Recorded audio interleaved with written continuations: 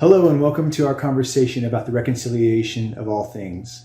In this particular conversation, we're going to define exactly what it is that we mean when we use the term reconciliation of all things. And I hope that you enjoy this conversation.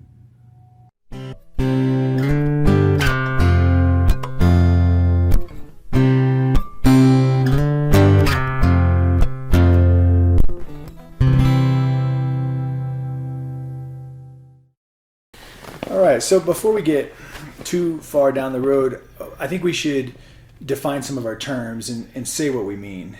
So why don't you talk a little bit about the term reconciliation? We've said reconciliation of all things a few times. That's what we believe. So tell us what you mean by that. Well, I believe that God is going to bring all things back under His rule, back under His fellowship, back into life.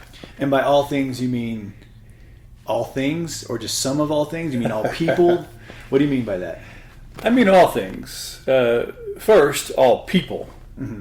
I believe all people ultimately will be reconciled. You're conciled and you're reconciled. You're in fellowship, you're out of fellowship, you're back in fellowship. And we'll talk more about that process in some of the future conversations we're going to have. But I believe God is going to bring all people back into His fellowship. And I also believe that He is actually going to reconcile Himself with creation. I usually use the word restore creation. Mm-hmm. He's going to do away with the curse. He's going to bring this earth back into fellowship, and I believe that we will live on this earth forever with Him. That's a future conversation. Mm-hmm. But when I say reconciliation of all things, I believe all things people, all things in creation to be brought back into harmony with Him. And that is a biblical phrase. Yes, that's the reason why I like it. Yeah, so why don't you read for us Colossians 1 and this tell us a little bit I think about is maybe, I guess if we're going to have a theme paragraph for our conversations about the reconciliation of all things, this is the verse that actually uses that phrase. It begins Colossians 1 in verse 15.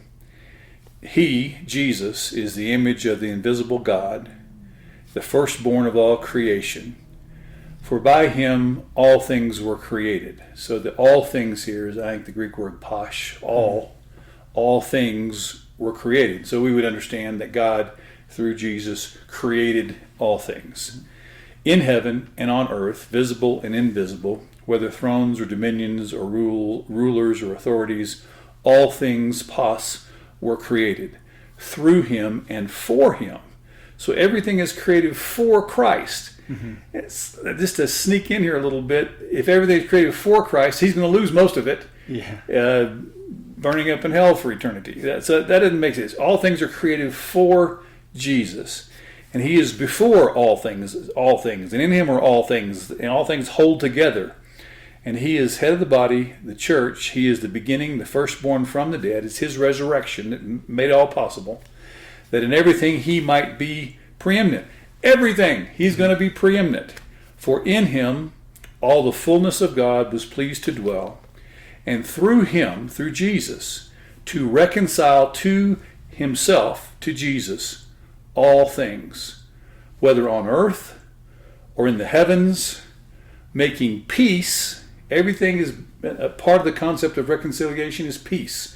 Everything in the heavens and on the earth, all things are going to be brought back into peace by the blood of His cross. Mm-hmm. Through what Jesus did on the cross and His death and His resurrection, through that, all things, all people, in the heavens, on the heavens, under the earth, everything created, rulers, kingdoms, everything, is going to be brought back to peace, fellowship, harmony, one with God.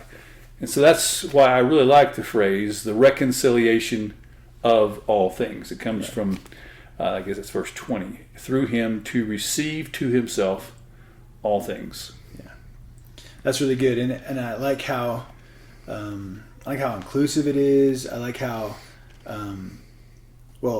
clearly it states it all, and it seems like a really really godlike thing to do. Like, it seems like from the very beginning to the very end, it's all about bringing everything back together. It's what he wanted from the beginning. Right. The reason he created the earth and us was to have fellowship with people. He wanted a people he could be God to. Right. And so he created it all with that purpose. Because of sin, because of Adam and Eve's sin in the garden, things were broken. Things were unreconciled. Things were separate. But through the death of Jesus, all that is going to be healed. I think that's what the righteousness of God means. Most of the passages in the New Testament that talk about the righteousness of God aren't talking about him not being a sinner. I mean, that's obvious. He's not a sinner. When it talks about the righteousness of God or the righteousness of Christ, it's talking about him going to make all things right. Yeah. And so in the end, everything is going to be made right because God is righteous. Right. He is God. He is sovereign. He's made bunches of promises that he is going to make all things right. And so I use some of the words synonymously: reconciliation, restoration, and righteousness, being made right, are, in my mind, kind of the same thing. They're little different flavors, and we'll parse out some of those in future conversations. But when I say the reconciliation of all things, when I say the righteousness of God, when I say the restoration of all things, I'm talking about this process that God has begun in the death of Jesus. You could argue it began with Abraham, but it came to fruition in the death and resurrection of Jesus. Then he began that process then that will continue through this age, and then in the next age he is going to make all things right. And we're going to be a part of that process. I don't know if we'll get to talk about that in one of our future conversations, but we can be a part of the restoration process now. Yeah. We're restoring the world now. That gives us purpose, and we'll talk about that. But in the next life, we may also be involved in the restoration of all things. Yeah, I like that. Like when Jesus says, your kingdom come on earth as it is in heaven, we get to be a participant in that. That's what gives our life meaning. Right. I do want to make a distinction here between universal reconciliation, or the reconciliation of all things, and universalism. Because the thought of universalism, that kind of this connotes that whatever you do is fine. And it doesn't really matter if you go on this path, or it doesn't really matter all if you go on roads that lead path. to heaven. Right. All of it is fine, and there's not any difference between the two. And that's not what we're promoting.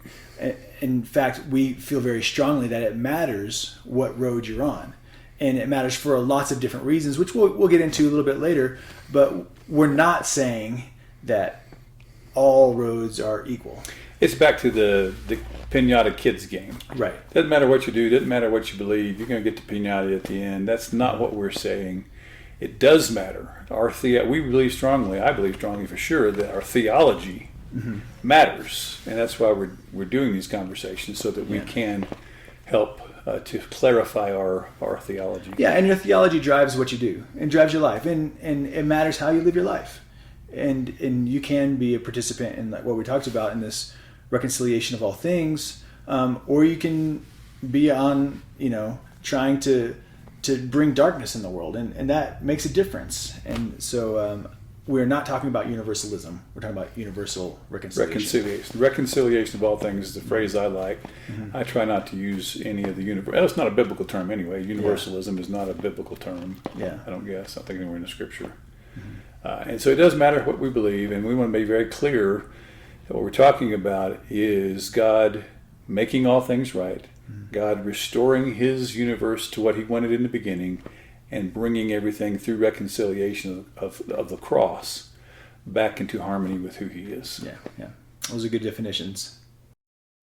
Once again, thank you for joining us in this conversation about the reconciliation of all things. I hope we cleared up some of our definitions in this particular conversation. What we're talking about is the reconciliation, God making all things right. I hope this excites you, that God one day is going to make all things right. Leave some comments. We'll look at them, be a part of the conversation. Once again, thank you for joining us.